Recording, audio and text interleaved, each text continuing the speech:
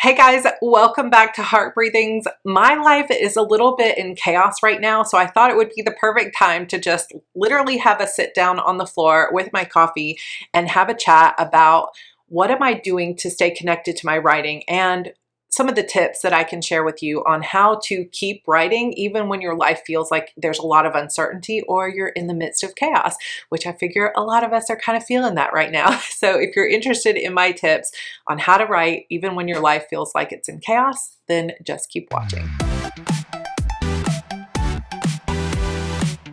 So obviously I have gone over why our lives are in chaos right now in my family in a previous video. So I will link all those details below so I don't have to go through it again.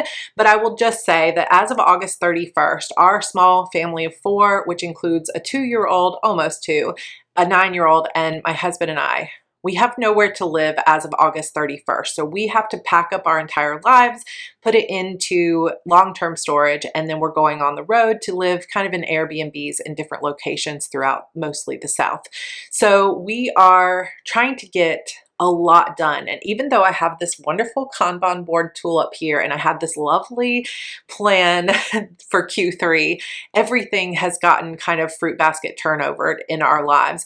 And there are a few things that I am just not willing to sacrifice. Like if I didn't have things that were in my career that I really cared about, then I would be able to just walk away and say, okay, I'm going to focus 100% on all the tasks for moving and homeschooling and getting the car packed and all the long-term storage stuff. But there are too many things that I care deeply about, including my Publish and Thrive course, which by the way closes on Sunday and we start on Monday. So I would love for you to join us. The link will be down below. But also my writing, the writing.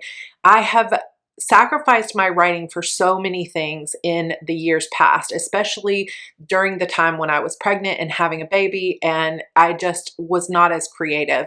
But where I am right now, I'm so finally starting to get back into the creative flow, and then boom, this life event happens that sort of throws us for a loop. And I do not want to lose my connection and my momentum with my writing. I have just recently finished and published book 11 in a 12-book series. So I just started book 12, which I am 100% dedicated to and really wanting to focus on. However, the more my life feels like it's in chaos and my schedule has changed and my priorities have changed, the harder it is for me to sit down and get truly focused on my writing, because it's not the same thing as I'm going to sit down and pack up a box of things. There are decisions that have to be made that can be difficult throughout the moving process and all the things we're going through. But when it comes to the writing, I've got to have creative energy. And I feel like so often when our lives are in chaos and we have something, whether it's an illness, caretaking for someone else, losing a job and not sure where the money's coming from, there's so many different life events that can throw our brains into a place where there doesn't seem to be space for creativity. And that's kind of where I found myself for the last couple of weeks. But I'm also like super determined not to go for 2 or 3 months without working on my book, because I just had a really great release and I want to get back into the writing. So here are a few of my best tips, the things that have been working for me over the last couple of weeks to still be able to carve out that precious creative time even while my life is in chaos. So here are my best tips. One is a brain dump. Basically having a notebook or some kind of space where you can brain dump all the other things that have to get done and a list of the decisions that need to be made, even the things that aren't related to your writing. Because when we are holding all of that stuff in our heads, we talk about this in my HB90 course too, but when we're holding all of those to-dos in our heads, it can feel like it gets really crowded and there's no space for creative thinking or creative work. So the best thing to do is just find, it can literally just be like this, like a piece of scrap paper, or it can be a little notebook or anything where you actually go in and you just make a list of all the things that have to get done. For me, it's time focused, right? We have to be out of here by August 31st. Our pod gets delivered August 26th. So I have 20 days from today to get everything done. that has to get done before my computers get packed up, my house gets packed up, my planners get packed up, all of that. So I sat down and made different categories of my life. So I have one big list for all the things that have to be done with my work, which includes my writing, but also the Publish and Thrive class that starts, HB90, and getting the planner for Q4 ready to go before we leave so that I can do it on my main computer. Any YouTube videos that are going up, like I just made a list of all those things that need to get done and when they're due. Then I made a list of all the things that have to do with our move, scheduling the pod, hiring movers, booking hotels, Airbnbs, yard sale to get rid of some of this. No, this furniture is not going. In case you're wondering, I cannot get rid of it. It's irreplaceable. This furniture is staying, but most of our other furniture is going. So I've got to organize all of that. Have another page for all the packing, like practicing packing the car, getting a step stool, all the things that we need, getting the car's oil changed, like everything we need to do for that. I have one section for our lives, forwarding our mail, getting haircuts for the whole family before we go, buying new shoes, like all those life things. I have a list for my husband, like a honey-do list of things he's got to do. And so that already takes the things out of my brain and gets them onto paper with a deadline. And that helps so much because it does free up my brain to think about other things. So it's kind of like, imagine that your brain is a drawer and there's only so much space in that drawer. If your space is cluttered with all the things that you have to do right now and they're out of the norm, like I'm not usually having to decide how to pack up certain things or how to get a pod delivered to my house. These are not normal things.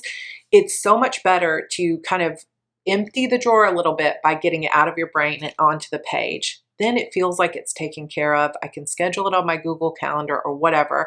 I can put it up on the wall to make sure it gets listed somewhere, and then I can move on. And that sort of creates a little cubby in my brain that allows me to have a little bit of peace, and that is where the creativity can start to live. So that's the first thing, is just get your brain dump everything that needs to get done or everything that's feeling chaotic in a notebook.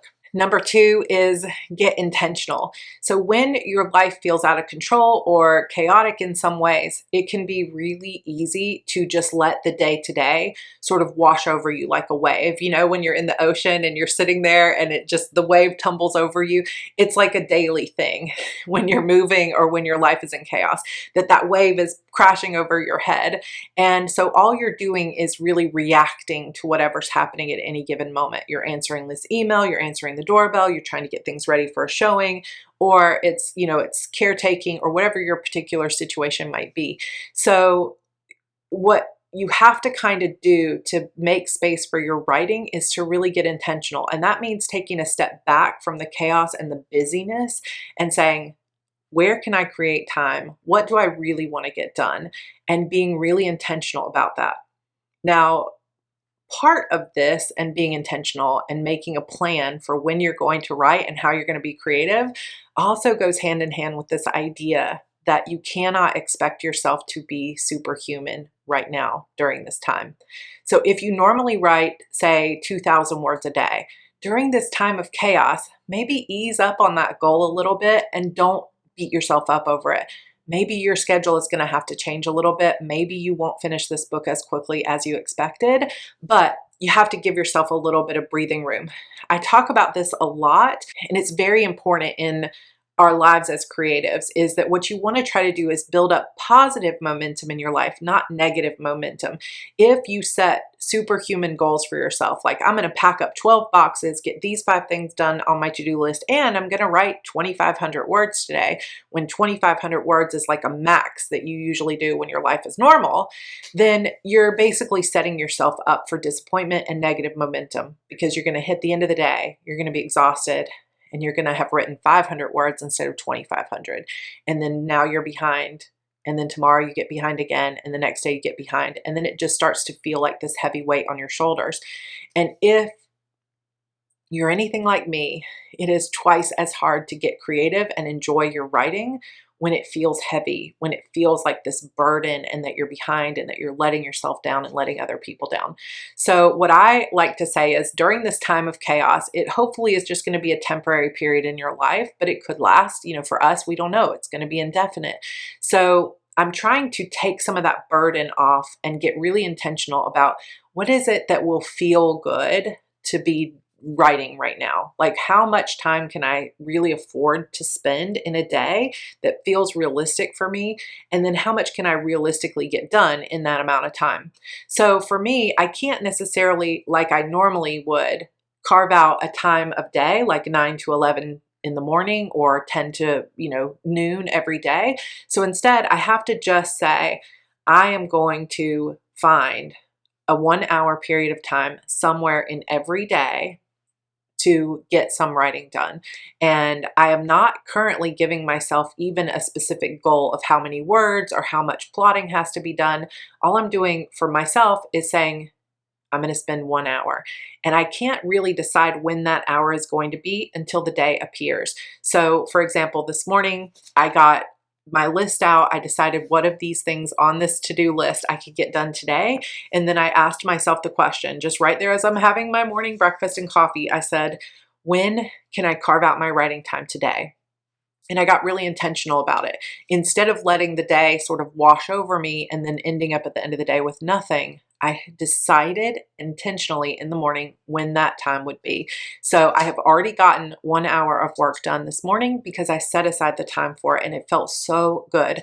But I'm not telling myself it has to be 2,000 words because I know that that would feel oppressive to me right now. So instead, I'm trying to make it fun and light. So be intentional about it and create a plan that feels extremely realistic rather than expecting yourself to be superhuman during this time of chaos. Another tip is to really calm your mind. Now, obviously, I talked about this a little bit with the to-do list, but there are other ways to calm your mind, especially when you're transitioning from the chaos of the things that have to get done into your writing time. So what's been working for me is some things that I have talked about on this channel before, which is ritualistic type things. Stephen Pressfield talks about this in his book, The War of Art, and I have really resonated with this for a long time, kind of creating your own rituals, like sitting down, lighting a candle, turning on a certain kind of music, anything that you can do that you do every single time in a certain sequence to really bring yourself into the mood of getting that writing done for the day. And I have utilized this at many times in my career. So for me, it's sitting down in the exact same chair. It can't always be at the same time for me right now, so that time is not a factor. But I sit down in the right chair. I light a specific candle. I have one specific candle I'm using right now, so that scent starts to fill the air. I turn on a specific ambiance YouTube video that I've been using lately, and I sit down and I read back through my notes from the day before. It takes me about 5 minutes of a little bit of a routine. I also am doing some deep breathing because I need that transition time. So I've just been kind of closing my eyes while that music plays, while the candle is lit and I can smell it coming into the air. And I just sort of breathe. And at first my shoulders are coming up and everything's really tense and all I can think about is all the stuff that needs to get done. But I don't like count my breaths, but I tend to just breathe in and out, almost like meditation, until I can feel that my shoulders start to relax, my belly starts to relax, and then I start to really think about the story and I really put myself in that moment. Another thing that has been working for me if I'm having a hard time reconnecting to that story or that moment is literally just laying on the floor and staring up at the ceiling or closing my eyes and laying on the floor and listening to music. And usually this has to be, right now for me, music without words. So it's like Gryffindor Common Room or rain with piano sounds or ocean sounds, something like that that doesn't have any words to it. And I just start transitioning my mind from whatever I was doing to what I'm working on in my story. So I'll concentrate on my main character, Harper. Okay, let's think about where she was in book 11. How do I get myself back into this moment? So it's really that transition period of go, go, go, go, go into let me calm down. When I was expecting myself to go, go, go, and then sit down and instantly just start writing, nothing was happening. Like literally I was just getting stressed and I was very distractible. But giving myself that 5 or 10 minute period to lay on the floor, to breathe, to do my ritual, to get excited for the story. And then when I started to feel myself get excited about the character again, that's when I would start setting my timers. So if you've been around for a while, you know that I love to use the Pomodoro method, which is basically basically a method where you set a timer for like 20 or 25 minutes and you focus, you don't allow any distractions, and then you take a break and then you set your timer again. So I have been setting a 20-minute timer and then taking a 10-minute break to reconnect with my creativity, to get some more breathing done, and then doing one more 20-minute session. And usually by the end of it, that ends up being 60 minutes because I have that 10 minutes at the beginning, 20-minute work session, 10 minutes, and then a 20-minute work session. And that 1 hour, I might not be getting a ton done, but at least I'm connecting with my story and I'm feeling really good about my progress. Another tip that is helping me personally is I am just having to get enough rest. This is not always easy when our lives are in chaos, and especially when we have young kids at home or we have like so much on our plates or there's a lot of stress. But I have been getting at the end of the night, I will try to pack at least a couple of new boxes, get some things cleaned up, maybe make a little bit of a to-do list for the next day, but I am trying to get into bed before 11 p.m. Now, for the first week or so after we found out we were having to move, I was staying up past midnight trying to get boxes done, make decisions, get things, sorted. And then my child is up at 6 a.m. So I was getting less than 6 hours of sleep. And I found that when I was that tired, there was no way I was getting any creative work done. All I was going to be able to do was kind of like drag around, get a few boxes packed, and I was much less efficient with my time. And I was starting to fall into a little bit of panic or anxiety. However, when I gave myself that hard deadline of like 10:30, I'm wrapping things up, getting my teeth brushed, I'm in bed before 11, and I get that full 7 hours of sleep. Or like this morning, Evie slept till 6:30 and it was beautiful, so I got 7.5 hours of sleep. I feel so much better. Like I might still not be taking time to like curl my hair every day or put on loads of makeup, which is fine, but I am getting the rest, and that is one thing that I am not compromising on. Same thing goes for food, and I know that this can be kind of a touchy subject depending on what you like to eat or where your habits are right now, but I am back on bright line eating where I have given up all sugar and flour, and that is super, super helpful for me because the sugar can really make me more fatigued and it can add to my anxiety. So eliminating that sugar, or at least lowering your sugar intake or any types of foods that tend to cause anxiety for you, can be so helpful. Filling your body with healthy foods that make you feel good can also lead to you being more creative and having more energy throughout the day. So this final tip kind of just goes hand in hand with all the others, which is let it be fun. If your life is currently in chaos in so many other ways, whether it's happy chaos, it's still stress. Like we're excited about this trip that's coming up, but it's still stressful. There's still a ton of decisions to make. There's a lot of things to figure out. We're going to be without a home for a while. And as I start packing things up, I start to get anxiety about what if I need it? So there's stresses, even though we're happy and we're excited. I don't want my writing to be a stress right now. So I have just given myself permission to let this part of my life, this writing time, this 1 hour a day, to be the time that I carve out to have fun, to be excited, to just play and not be super stressed about it. Because I know from experience that when everything else has a lot of stress and weight, it feels heavy. If I let my writing become heavy, then I'm going to avoid it. It's not going to come out well. It's going to feel like a chore or a burden, and I'm not going to be creative. I'm going to sit down every day and I'm going to beat myself up over how the story isn't coming together.